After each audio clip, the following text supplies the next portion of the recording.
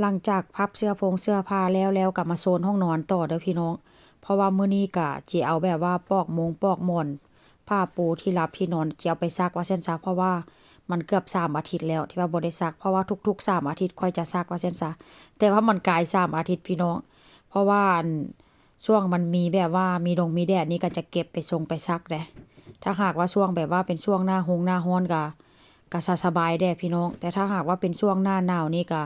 อุ้ยชัวร์ว่าจิได้ซักคันซักก็ค่อนข้างจะลำบากเพราะว่าต้องเอาไปไปอบว่าซั่นซะเอาไปอบมันก็แห้งอยู่แต่ว่ามันก็แบบว่าบ่ได้สนิทคือแบบช่วงหน้าร้อนหั่นน่ะมันสิเฮ็ดหยังมันก็ค่อนข้างลำบากแด้ในช่วงหน้าหนาวหั่นน่ะเพราะว่าฝนก็ตกทุกมื้อแต่ถ้าช่วงหน้าร้อนนี่ก็อยากเฮ็ดหยังก็เฮ็ดซักแป๊บเดียวไปตากมันก็แห้งจังซี่นะมันก็ค่อนข้างจะสบายพี่น้องบ่ต้องห่วงหน้าห่วงหลังแล้วก็บ่ต้องแบบว่าอันอิหยังก็เป็นกังวลในเรื่องแบบว่ามันจะแห้งบ่หรือบ่แห้งจังซี่นะถามว่ามีที่อบบ่ก็มีที่อบอยู่แต่ว่าที่อบก็คือว่าหั่นแหละเนาะที่อบมันก็แบบว่ามันก็อบได้อยู่มันก็แห้งได้แต่ว่ามันก็ค่อนข้างจะเป็นแบบว่าจักสิว่าจังได๋มันเป็นแบบชื้นๆนั่นน่ะพี่น้องมันบ่ได้แห้งแบบว่าเฮาตากกันใส่แดดว่าซั่นซะเนาะหลังจากนั้นข้อยก็สิ เอาปั่นผ้าแล้วเรียบร้อยค่อยก็สิมาเติมพลังได้มื้อนี้ก็สิกินนมอุ่นๆมื้อนี้ก็ได้ก็กินนมอุ่นๆแล้วก็สิมาแบบว่ากินขนมหวานเพราะว่าเมื่อวานนี้ไปซื้อของในซูเปอร์มาร์เก็ตมาพี่น้องก็สินั่งกินของหวานคันบ่มีของหวานนี่ข้อยก็จะกินผลไม้ก็โดนเติบละแล้วก็หลายมื้อละที่แบบว่าบ่ได้กินของหวานว่าซั่นซะอันนี้ก็จะเป็นขนมเด้อพี่น้องขนมก็จะเป็นประมาณนี้ถามว่ามันหวานหลายบ่มันก็บ่หวานหลายเนาะเพราะว่าถ้าหากว่าหวานหลายนี่ค่อยก็จะบ่ซื้อมาได้แต่ว่าก็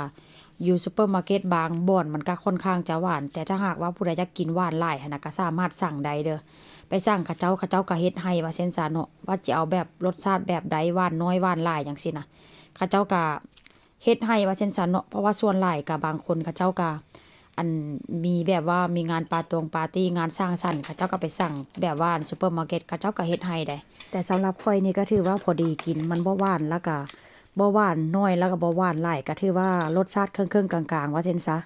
มื้อนี้หลังจากที่ว่าเฮ็ดงานงานบ้านแล้วก็จิมานั่งกินรีแลกซ์เอนจอยแล้วก็มาคิดว่ายังแด้ที่เราต้องไปเฮ็ดไปทำจังซี่นะรู้สึกว่าโ